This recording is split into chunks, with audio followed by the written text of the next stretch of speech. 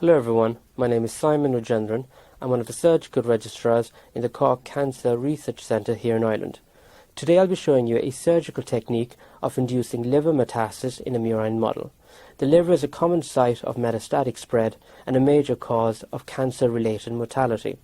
Only a small percentage of patients are suitable for surgical resection with advanced liver disease. Therefore, novel therapeutics are needed for the treatment of this condition. Many animal models of hepatic metastasis do not result in disease resembling the clinical setting. The model I'm showing you today is a clinically relevant model, and it is relatively easy to learn and with very good success rates. This model involves dividing the spleen into two hemispleens. One hemispleen is used for the inoculation of tumour cells. These tumour cells travel through the portal circulation into the liver. The other hemispleen is left intact, maintaining its immunological properties.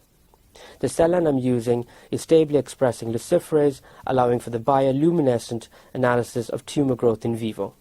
Therefore, this model will allow for the non-invasive monitoring of therapeutics of liver disease.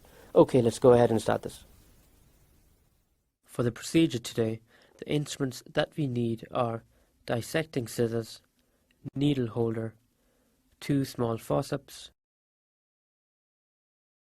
size 10 scalpel, 5/0 Prolene suture for skin closure, 4/0 Pedias suture for closure of the peritoneal layer, 3/0 Vicryl ties for dividing the spleen, saline, 29 gauge insulin needle for anesthetic injection, 26 gauge insulin needle for tumour suspension injection, tumour cell suspension in serum-free media,